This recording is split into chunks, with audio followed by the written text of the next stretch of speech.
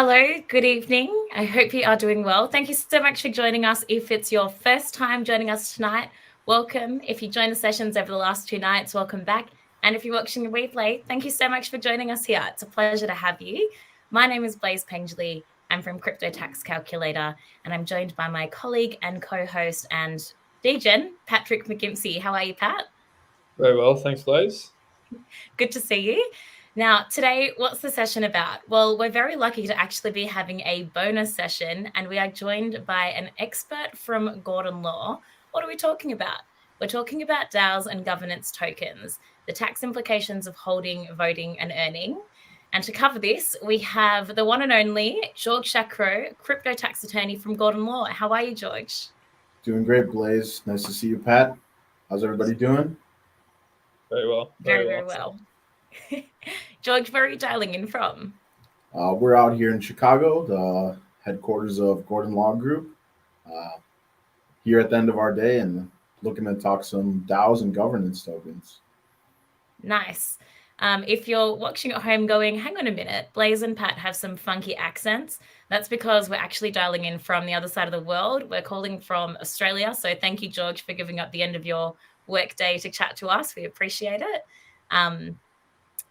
Crypto Tax Calculator, we're hosting this call. We're based in Australia and we're a crypto tax solution for Web3 and DeFi and any degens out there wanting to do their taxes. Now, George, could you tell us, to get started, tell us a little bit about your experience. You're the expert here today, so where's your experience from and what do you guys do at Gordon Law? Sure. So me personally, I'm an attorney here in the United States, specifically barred in the state of Illinois. But I work with people all over the country to help figure out their, crypto tax liabilities and any issues they may have with the IRS. I got into crypto taxes just by whimsical chance, I would say, but I've always been a tax fanatic. Here at Gordon Law, we help people with crypto accounting, crypto taxes, any kind of audits, anything that has to do with the IRS. So, but crypto is probably our specialty. Amazing. George, there's not a lot of people in the world that will call themselves a tax fanatic. So I'm very glad that we have you because you are clearly the right person to be chatting to with all of our killer questions that Pat's got prepared for you today. Now, just a reminder that if you are watching, this session is about education and discussion. It's not actually financial advice, so please don't take any of this on board for your own situation without speaking to a licensed professional and getting a opinion for your own personal situation. And just before we get started, get into the questions. If you've got any questions of your own or comments you'd like to make through the chat, we are monitoring the chat. So please pop in any questions you have about DAOs and governance tokens or crypto tax in general, and then we'll get to them at the end and throw George some curly ones. Now, should we get into the call? Sounds good. All right, I'll pass to you, Pat. Thanks, Blaize. So today we're going to be talking about DAOs and governance tokens and sort of the tax implications of the different activities relating to them. I think this is a pretty topical piece, and it's kind of why we added it as a bonus video because of the recent Arbitrum airdrop and move to DAO governance. So I'm really keen for today. We've got quite a few sort of like frequently asked questions that we get at CryptoTaxCalculator that we're going to be going through. But George, before we get into that, could you give us like a basic overview of how DAOs and governance tokens are sort of treated in the US? Yeah, so let's think about them separately. The DAO and the governance token. The DAO itself is where most people won't find themselves involved in.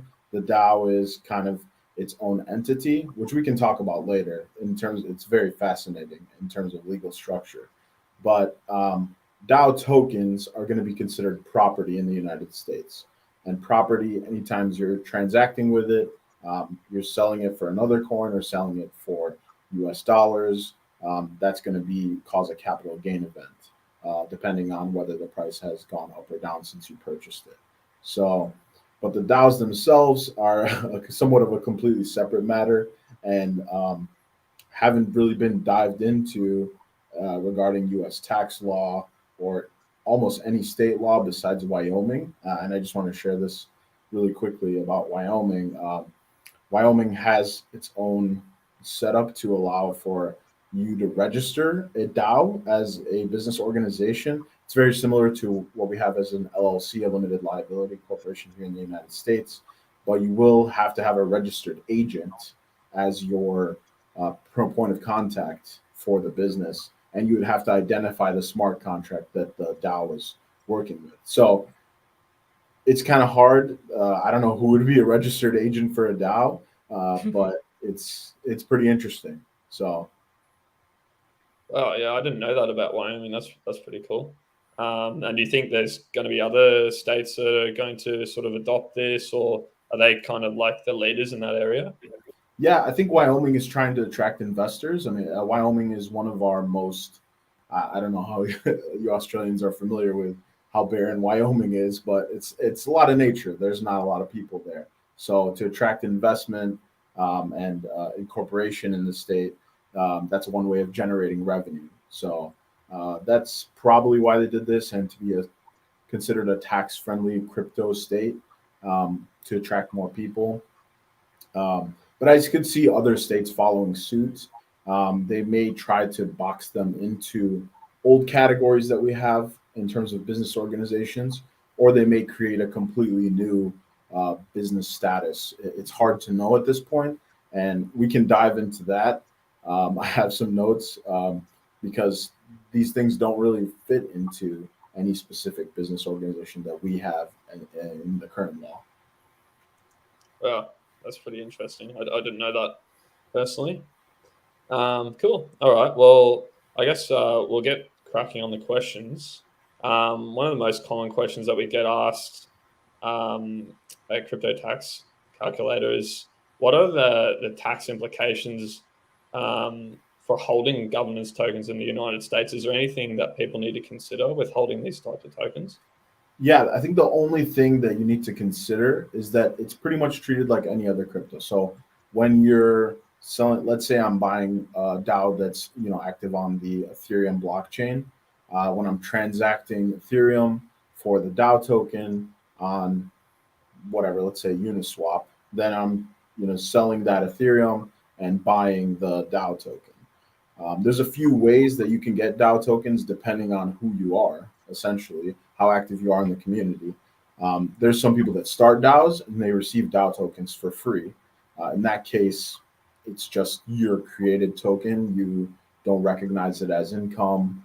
You don't buy it. You have zero cost basis. And when you sell it, you'll recognize a gain. There's ICO DAOs where you would be an initial purchaser in the token. Let's say I send $50,000 worth of Ethereum to a smart contract months ahead of time and then later receive the tokens. A lot of people get confused how to treat those, but it's really just a taxable transaction. You sold 50,000 worth of Ethereum and got 50,000 worth of the DAO token. And then anytime you're just holding, there's pretty much no tax consequences at this point. There is some questions which we'll dive into later, Pat, but there is some securities issues. Are these DAO token securities? I'm sure the SEC would tell you, yeah, 100%. These are securities, but DAO holders really don't want them to be securities, and as of right now, they're not. So it's very interesting how things are going to play out. I think right now the SEC is really more concerned about tackling bigger blockchain issues than trying to go after DAOs when they're really a small piece of the market at this point. So we'll see. Yeah, cool. And just to touch on that point, like if at the moment these governance tokens aren't deemed to be securities, but in the future that did change and they were to be classified as securities, is there anything that people need to be aware of if that happened? Like, is that something that people need to plan for at all? Not plan for, I would say. I would say a big issue that we would consider, at least in the United States, so the SEC has always been very active in pursuing, is insider trading. So anytime you are receiving, if something is deemed a security and you have insider information and buy it really early, like let's say you were able to ICO a DAO token because you had insider information, you were one of the founders, and you purchased really low and then the price shot up and you sold out. That's one of the ways that the SEC looks for people who are insider trading, and then that's a whole criminal investigation and stuff like that. So things like that can come with being a security, but your average trader is not going to have that issue. It's just really just investing. And when you deal in securities, you're not really dealing in anything different. The only difference is that you might be subject to the wash sale rule, which if you're subject to the wash sale rule, that just means that you can't sell an asset and rebuy it in the next 30 days and expect to keep that loss that you generated. So if you generated a loss, if you paid more for something, sold it for less, and then rebuy the same token in 30 days, that loss will be disallowed. But so far that doesn't apply. So I guess we're going kind of tangential here, but if it was to apply, yeah, that's what would happen. Yeah, okay, cool. That makes sense. And I mean, I kind of touched on this a little bit earlier. Sort of the reason why we are covering this topic today is the recent Arbitrum airdrop. I think people will be interested to know, is there anything like in particular that, that comes with being airdrops, governance tokens in terms of taxes? Like, how is that treated? Is there anything that you can cover there for us? Yeah. So a lot of people get confused in terms of airdrops. They think, I got airdropped something, I got it for free, I shouldn't have to pay tax something. This token is essentially worthless. It's nothing. But in the United States, and I know in several other countries, when you receive property for essentially nothing, you have gotten income. In the United States, there's a famous court case of a guy who caught, I think it's Babe Ruth's baseball at a baseball game. And then he sold it for $200,000. And they were trying. $200,000. Yes, this is a long time ago. I don't remember exactly the number, but essentially, you caught a baseball at a baseball game. You got something for nothing. Sure, you paid the ticket seats, but that's not what you paid for. You didn't pay to catch the baseball. You just got the baseball. So the IRS is going to consider that income for the fair market value. So a governance token, just like any other token, like we spoke about earlier, if the governance token, the DAO token, is trading at $5 a piece, then you're going to receive income for $5 a piece. Wow, that's pretty cool. I've never heard that story before. Mm-hmm. And like, does that change at all if rather than just being sort of airdropped for essentially doing nothing, if you get the tokens through like participation in the DAO, kind of like, I don't know, giving your time or doing something for the DAO and then getting those tokens in return? Yeah, so I would say there's a few tax considerations in that question. Yes, it's going to always be income. Any excess you receive is going to be income, but there's a few different options for what would happen in that scenario. Let's say you locked your DAO tokens and received excess coming back. That excess would be essentially a staking reward, very similar, and that would us in the United States would call Schedule 1 income. If you're an active participant in the DAO, then you have an argument to say that you are independent contractor or a trader business. You spend a lot of time in this DAO trying to promote the DAO, trying to go play. Let's say you travel a lot for the DAO. It's essentially like a business and you're an independent contractor working for it. Then you have a little bit more wiggle room in terms of writing off your fees and taking that as a different type of income that we have here in the United States as business income. So it really depends, but yeah, it can be a lot of different things.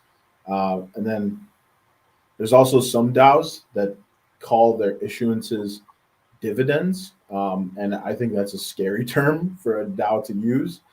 Here in the tax world, we have a very specific meaning for a dividend.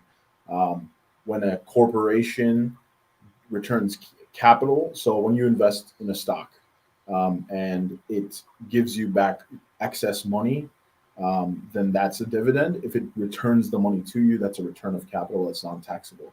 A dividend is just the excess that's coming to you. So when we use that term in the DAOs, it's pushing the DAO into more of a corporation type universe when it really doesn't fit that mold. So cool. That's a great explanation. So and I just want to kind of go back to something that you mentioned there, locking up your governance tokens and earning something kind of akin to a staking reward. Can we kind of dive into that a little bit? I know with my own activity, it kind of does depend on the protocol, but sometimes I lock tokens in and then my rewards accrue in a smart contract that I can always claim, but they're not actually in my possession yet. Does it matter when I claim those? Is that something that I should be wary of? Can we go for that? Yeah. Yeah. So technically, in the U.S. tax law, there's a well-built. The well-built law is that you don't have income until you have control of the tokens. Technically, you have control as soon as they are airdropped into whatever staking account that you have and the rewards accrue. That can be very hard to account for. So a lot of times CPAs and accountants will instead do an income number once the rewards are withdrawn from the staking account. And in that case, you would just take the excess as a reward, as income, and that's what it's a little tricky, and it's hard for people to remember that, I made a tiny bit of tokens and the value didn't really change, but it's still going to be income. And we see people fall into those pitfalls sometimes, like, well, the value of the token dropped, but yeah, you got excess tokens. So you're still recognizing income even though the value dropped. Yep. Okay. Makes sense. And so that's to do with the rewards and with the actual staking deposit, let's call it. Like, I know there's some way you can lock up your tokens and then that allows you to vote straight away. Potentially there's no lockup period. Potentially there is a lockup period that kind of increases your voting power. Yeah. Is there any difference there? If one protocol was to let you lock up and withdraw whenever you wanted to versus a protocol that wants you to lock up and, lock up for a long period of time, is there any difference there for taxes? Yeah, I would say most likely not, unless you were receiving something in the interim for those locked tokens. But most of the time that would be a non-taxable transfer. You're still the beneficial owner of those tokens. It's only they're just changing locations, really. You're still the owner of that contract account, right? The account that the contract is keeping for you, but you just don't have them in your wallet. So they're still yours, and when they return, they'll still be yours, but any excess will be income. And it doesn't really matter the lockup period, but it can change depending on whether you're receiving something in the interim. Like if you're locking up a bunch and then receiving rewards straight into your wallet, that's all going to be income. Okay. Yeah, that makes sense. So obviously with governance tokens, kind of what makes them different, I guess, to just regular cryptocurrencies is that, you are able to cast your vote on certain proposals for the DAO. Is there any taxable consideration there with those transactions, like those voting transactions? Is there anything that people need to be aware of, like even gas fees and that sort of thing? Yeah. So I guess we'll talk about gas fees first. It's kind of the simplest thing we can go through. You're going to receive a gas fee if you have ETH.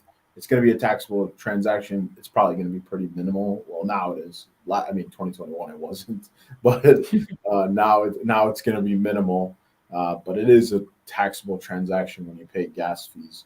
And then in the United States, you can only use fees and costs associated to increase your basis during a taxable transaction. So if you're buying something or if you're selling something, it can reduce or increase. It can reduce your amount received, or it can increase your cost basis. It's never going. Whenever these are considered movement fees. You're never going to have any increase in tax, lowering of tax liability in like a movement fee. So that's what I would say about that. In terms of voting itself, there's a few different ways. I was doing some research about different DAOs because I've seen a bunch of DAO protocols and they all do things somewhat differently. Some DAOs require you to lock up a certain amount of DAO tokens and then you get them back after voting has happened. Some allow you to delegate. Some require you to burn, and some just let you vote while you have the tokens. And if you're a beneficial holder of the tokens, then you can vote. So if you're just a beneficial owner and you vote, no tax consequences. You might have to pay a little gas fee, no big deal. If you lock up your tokens, it's the same thing we talked about earlier with the staking. You just have a non-taxable out, and then it's going to come back in, and you're all good. No big deal. The issue is with the burning. Well, are you going to burn? Are you going to reissue? This is the big question with these protocols, and they're not so popular, but I have seen them in the past where you have to burn a small amount to vote on the transaction. They're not very popular, but most likely that would be a taxable disposal, or sorry, a non-taxable disposal. So you wouldn't pay tax on that. You would just get rid of it, and it would just leave your account. Yeah, okay. And so I've seen those type of DAOs before, and I've also seen DAOs where you like donate your governance tokens, or like they, I'm not exactly really sure how it worked, but donate some of your governance tokens to be able to like sort of gain more voting power or something like that. Is there anything there in like that's different to that burning scenario? Yeah, I would say it's pretty similar. Without actually seeing what the transaction, it's hard, right? Without knowing what's actually going on. But if you're just receiving voting power, you didn't really receive any property, any cash. You just kind of got rid of it. Unless that's going to somebody else who's giving up some of their voting power, then maybe it's a taxable sale. But this is like uncharted territory in the U.S. tax law. Like, is voting power a property? Is it considered a security in the corporation? These are really, really tough questions that haven't been touched on. And the new technology really brings out some of the harder questions that people just didn't even think to ask, right? Yeah, for sure. I think we're asking questions today that have potentially not really been asked in an open forum before, so it's pretty cool. Kind of circling back to something that you touched on earlier, you mentioned that there is sort of potentially like tax benefits or deductions for individuals who can argue that they're actively participating in the DAO. Like, what sort of level does that not need to be at, and like, how do they actually justify that? Yeah, so being an active participant versus a passive investor is somewhat laid out in the law. It's kind of hard, but there's a few tests that a court would look to if they were, realizing this. Kind of the one that we use the most is like, did you spend X amount of hours per week doing this? So generally, to be an active participant and to be considered in this business category, we would say you'd be working essentially like a part-time job. That would be the equivalent. I think the hour requirement is 500 or 600 hours a year. So if you're that level of participation, then you would probably be considered an active participant. And I wanted to go on a tangent here, Pat, if you didn't mind. Yeah.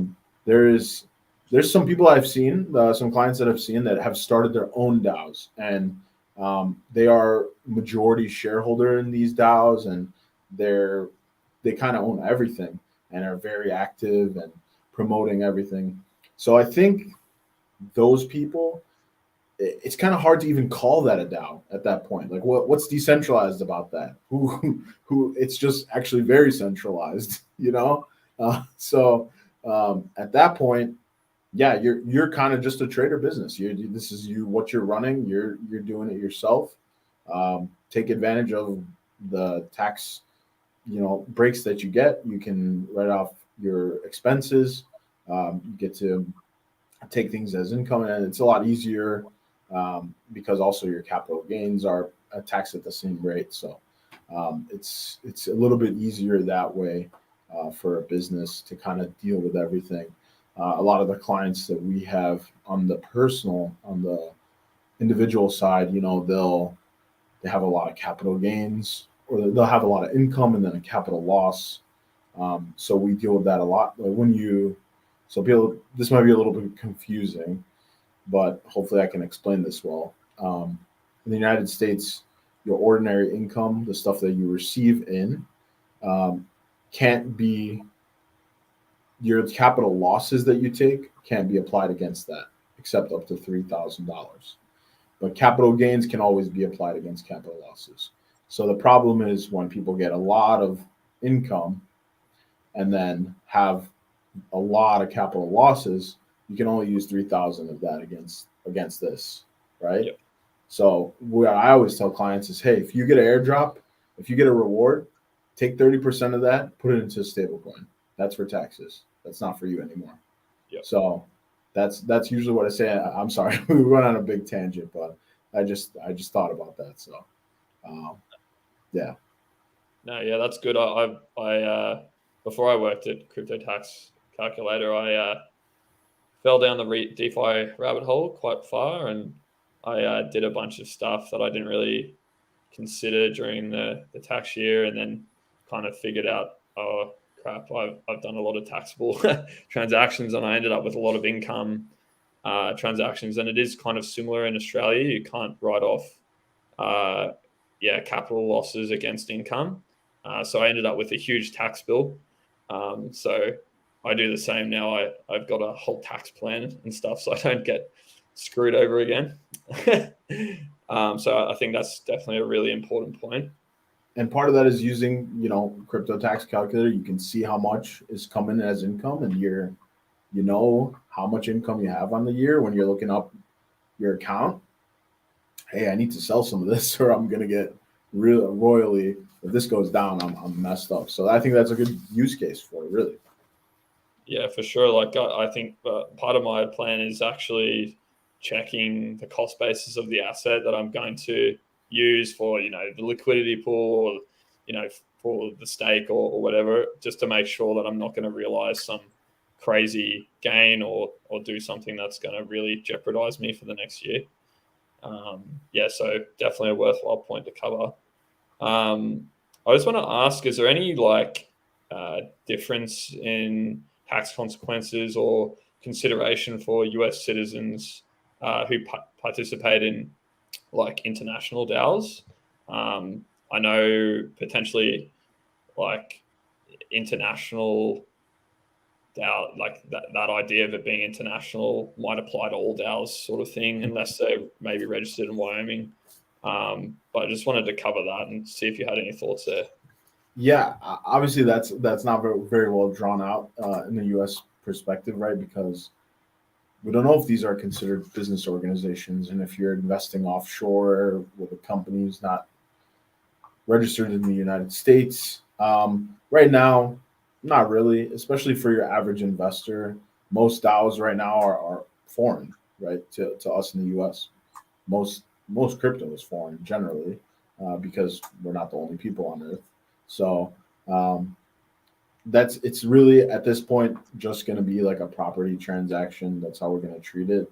If we were to get into the realm of, is this a security? This is a security within that the United States citizens are getting access to.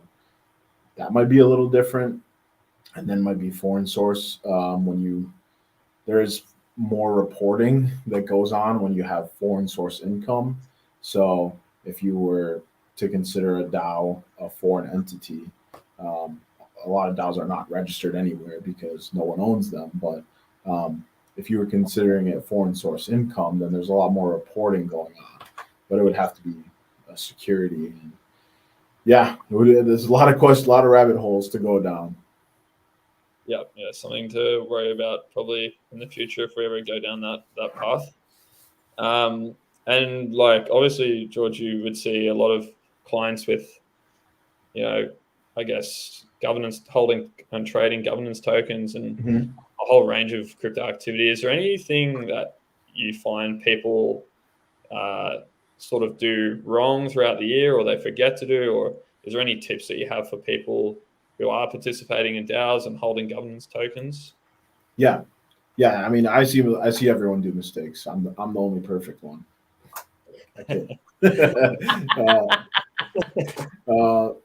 No, everyone makes mistakes, right? And the tax world is not a world that's easily accessible to a lot of people, and frankly, no one wants to think about it. But me, I'm pretty weird. So in that case, we see a lot of people that have a lot of gains, especially in 2021. We love talking about 2021, how great of the year it was. But, with those insane highs, the next 2022, we saw insane, a big time low, a big time drop off. So all these clients that we had, they rode the big waves, but then when it came tax time, they had a bunch of capital gains. They didn't, do some tax loss harvesting at the end of the year. So it's a little bit harder with governance tokens because they fluctuate in value, and it's hard to know your cost basis unless you're using a software and your accounting method, and if I sell this, I'll realize a loss. But if you're not using a software, it's very hard. So if you use a software, you can know where you're at, your accounting method, and you can sell this and realize a loss. And then, but a lot of times I like using NFTs. There was a lot of people at the end of 2021 holding a bunch of NFTs with some huge cost basis, and you could have sold all those crappy NFTs for nothing, and you would have realized a huge loss, and it would have brought your tax bill down. But since the tax year ended and now your NFTs are worth nothing, not much we can do at that point. Yeah, that's why it's, I guess, so important to have that tax plan throughout the year. I was one of those people with worthless NFTs that I spent a lot of my precious ETH on, unfortunately. But I kind of worked out which ones I could sell and realize a loss on. So that kind of saved me a bit the past year. George, I'm going to interrupt because I'm not sure if you've seen, but you've got a fan online. So I'm going to show this comment. You're someone's favorite crypto tax attorney. Have you heard that before? I think I'm a lot of people's favorite, but I don't think it means that much. So I think it's pretty special. I'm no one's favorite crypto tax attorney, but I'm not a crypto tax attorney. So perhaps that's why. I don't think I have the skill set like you do to ever be someone's favorite crypto tax attorney. Anyway, very nice to see that you've got a fan. Thank you so much for joining us online, Jacob. Let's get into some questions. We have some in the chat, and we've had some sent in by our users as well. If you're watching, you have any crypto tax questions or anything you'd like to know about DAOs, please do pop your questions in the chat. We'll start with this one from Steve. Thanks again for joining us, Steve. I know you were watching last night. So Steve says, I hear the SEC wants all crypto to be treated as securities as they've already qualified Bitcoin and ETH as such. How do people know what is subject to wash trade rules and what is not? Yeah, so at this point, I'm gonna dive in a little bit. The SEC, I gotta combat that. So the SEC actually said, Bitcoin, you're not a security. Don't worry about you. You're I guess sufficiently decentralized. There's no There's no overarching organization trying to, control you. You're good. So Bitcoin is considered a commodity under the U.S. law at this point. ETH, we don't know yet, and we won't know probably for a long time. We've seen the SEC cases that they're going after XRP recently, and that case still hasn't settled at this point. But like I said earlier, Pat, when we were talking, ICOs can run into a lot of these issues. Tokens that were dropped before the stock of the corporation dropped can be a big issue because I'm this holder of this coin, this asset that the company made, and then there's a huge stock drop and the company now has a bunch of money. So then I have, this initial coin that's going to be worth more as the company gets worth more, and could be potential insider trading rules that you run into. But that's a lot of that was the ICO boom really caught the attention of the SEC. That's what really drove the SEC to say a lot of this stuff is securities. I would say I was talking to some other people regarding this, and we came to the conclusion that some things have become so sufficiently decentralized that they wouldn't be able to go there. So as of right now, sorry, this is really long-winded. That was a really simple question. I took it really far, but no, it's good to hear it all. As of right now, all cryptocurrency is property. So almost everything is not. Most tax practitioners think that the wash sale rule doesn't apply. If it does apply, then we may need to go back and amend. So if you're very conscious about, you don't want to have to amend, you're very scared of going through an audit, it's probably best to follow the wash sale rule, wait 30 days, don't repurchase anything, don't claim losses on stuff that you repurchase. But for most people, the wash sale rule, it doesn't apply, and it's pretty strong that the IRS has said this is a property, not a security at this point. So, okay, great. Thank you for the detailed explanation, George. Back at the start, you mentioned the legal structure of a DAO. Could you give us in layman's terms, how does the legal structure of a DAO actually work? Yeah. So as of right now, a DAO has no legal structure, right? Because a DAO doesn't exist in the legal world. The legal world kind of has three basic structures that they use, especially in the tax side. Basically, in the tax world, all legal structures for business entities are partnerships, S corporations, or C corporations. That's the only three in the tax world.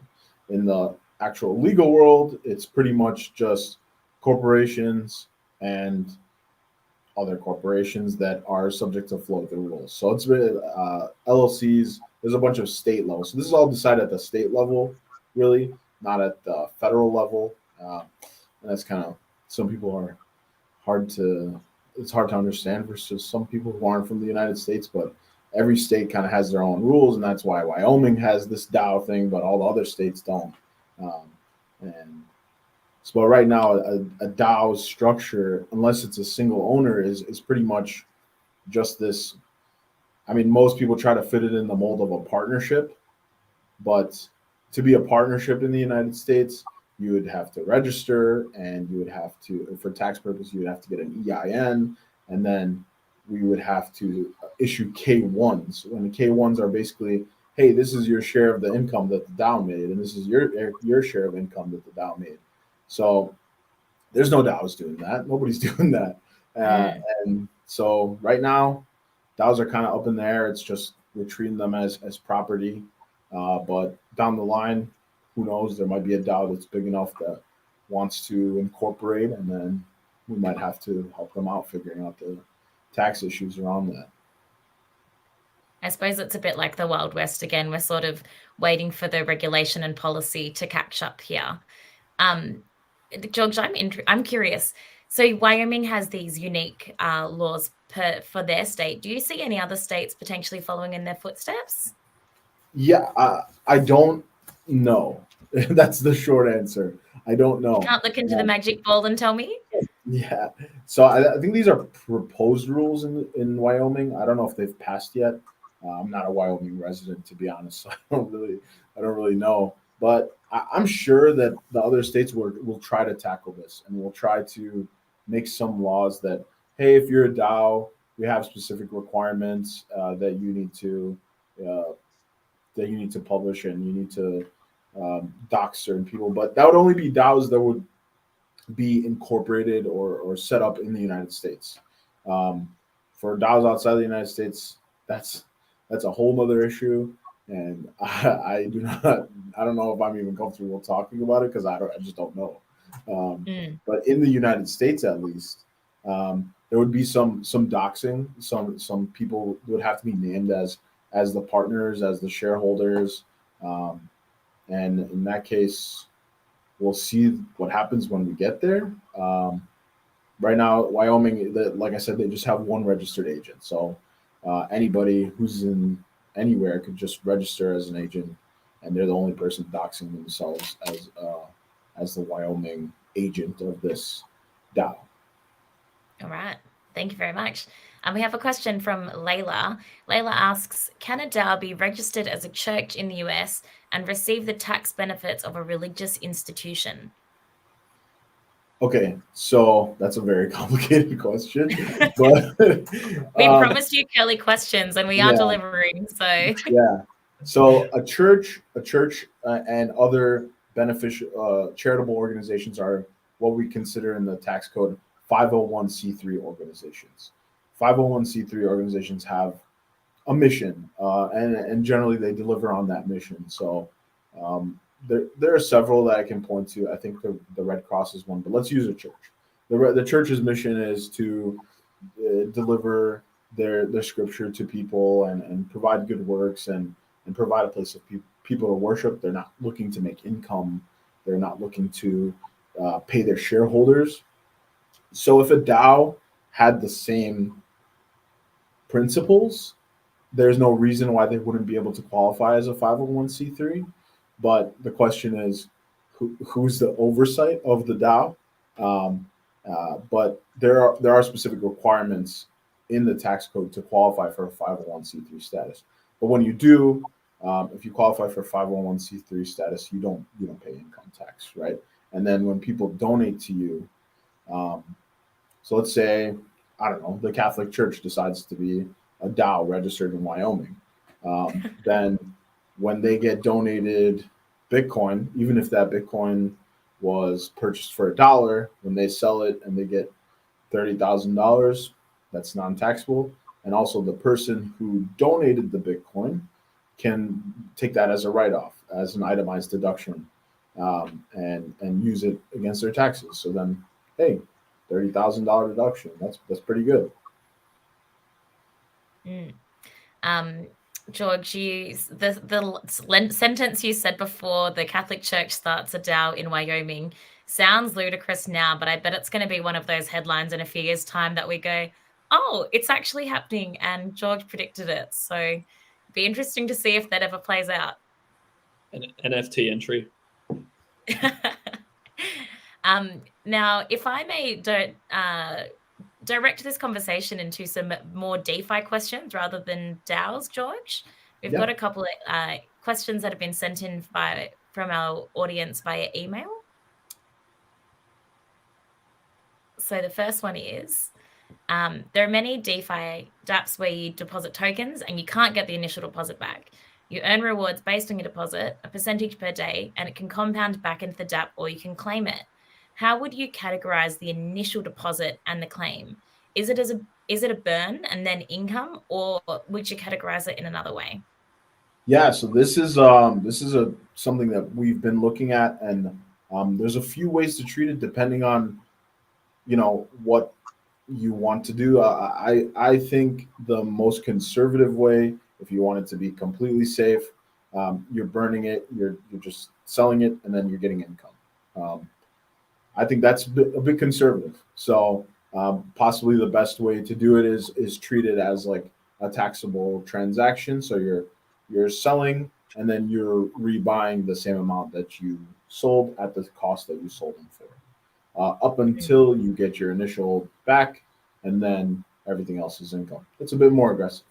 And then there's people who just treat it as a non-taxable out, and then non-taxable back in up to the point where you receive all your tokens back, and then the rest is income.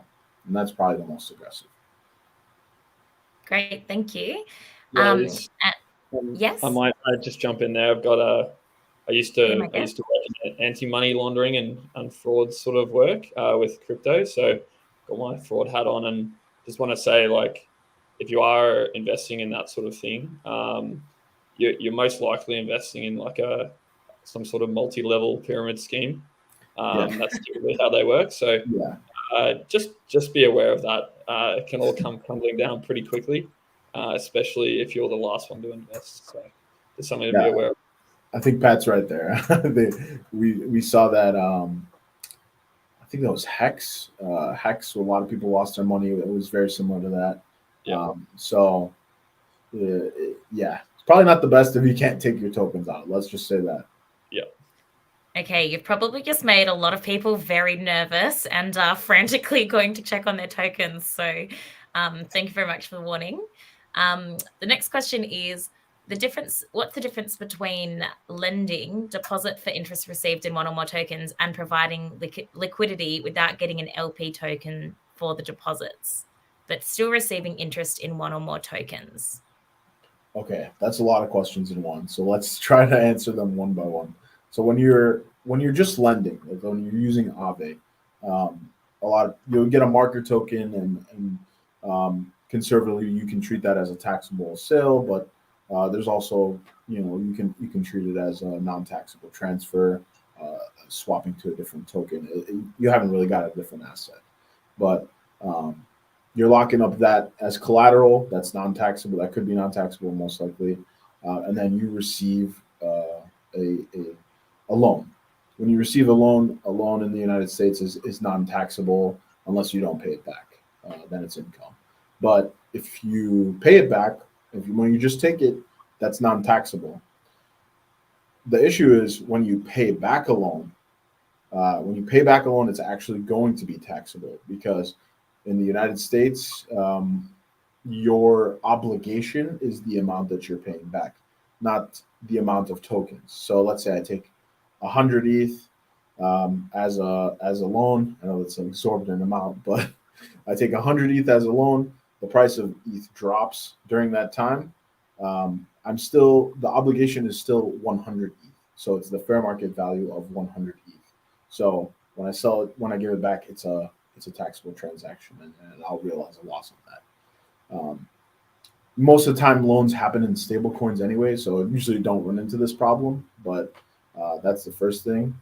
And then, Blaize, do you mind repeating that second part of the question? Yes. The question was pretty long. When you're providing, I'll repeat the whole question. What's the difference between lending, the deposit interest received in one or more tokens, and providing liquidity without getting an LP token for the deposits, but you're still receiving interest in one or more tokens? Mm-hmm. Okay, so liquidity is a little bit different. If you're just doing one-sided liquidity, I think that there's a reasonable you don't have to treat that as taxable. It's just an out, and then anything received in excess is going to be income. But if it's two-sided liquidity, that's when things get a little bit rough. And what you're doing is essentially acting as a bank. You are giving two different currencies that can then people can swap between. And then when you pull out, you may have more than one or the other. You may have all of one and none of the other. So that happens from time to time. So most practitioners believe that when you're entering the two-sided liquidity pool, to purchase the liquidity pool token. But if you don't have a liquidity pool token, then what's going to happen is whatever the difference is between those two currencies is going to be a taxable swap. So if I put 100 ETH and 100,000 USDC into a liquidity pool, and then I receive back all USDC instead of no ETH left, then I have to sell that 100 ETH for the amount of USDC that's returned to me. And that's generally what's going to happen. And I think I answered the lending question wrong. Not wrong, but from the opposite side, I guess, the person being loaned to instead of the lender. Anytime you're lending tokens, it's still yours, non-taxable, coming out of your possession. And then when it comes back, you receive interest. That's just income. So. Thank you, George. Okay, I have a long question here for you, and it's the second last one. So bear with me. Let me know if you need me to repeat myself. Here we go. So the question is, I have one protocol that earns interest in the native token and in multiple blue chip coins. When I claim the rewards, the native token goes to a vesting pool that can only be withdrawn for full value after 90 days. When claiming, the blue chips are automatically deposited into an interest-bearing version of the token. These interest-bearing tokens are deposited into my wallet, but are not directly tradable and can only be exchanged one for one with the underlying asset on the protocol site. For example, 1 RUSDC equals 1 USDC. If you withdraw the claimed assets and the contract swaps the interest-bearing tokens for the tradable tokens, at what point, like when would you classify that the native asset is received as income? Okay, that's a really long question, but I will try my best. If I was looking at it, I would understand more. So it's hard without looking at the Etherscan data or looking at CryptoTaxCalculator. But I can understand generally. Like I said earlier, when you have dominion and control in the United States, that is when something becomes income. If something is locked up and you can't control, you can't sell it. Essentially, that's what Dyer said in a recent notice. When you can't sell something, it's not in your dominion and control. So in that case, when they unwrap after 90 days and you have access to it, technically that's when you're receiving income. But there are people who, when something hits their wallet, even when it's wrapped up in some kind of vesting protocol, they'll take that as income, because the earlier you take it as income in the United States, I don't know about the Australian rules, but when you have it for a year, then it becomes long-term gains and you receive a more favorable tax rate. So this is something similar. This is more DeFi protocol-esque than what we saw in like ETH2 staking. But there's a lot of people who claim their ETH2 staking because they wanted the long-term gains, or they were afraid that the ETH price was going to skyrocket once the Shanghai upgrade or the airdrops start coming in. So they preferred to take it already as income and just keep it rolling. So that's basically dominion and control is the test, and some people can scoot around that depending on what, because we haven't really seen this. We haven't seen things where you can receive them, but they're not yours yet. So it's a bit weird, but yeah, there's some options, but most of the time, dominion and control, that's when you recognize income. Sorry, I'm long. Amazing. Thank you for not only understanding, but remembering that entire very, very long question. I felt like I was reading out a scenario in a maths exam there. So well done, George. Now, my final question for you today, I really like what you said earlier about your piece of advice, which is that put aside 30% when you are taking profits. Do you have any other words of wisdom or advice that you can leave our audience with that will make doing their taxes easier or not such a nightmare? Okay, easier. Easier is always be on top of what you were doing.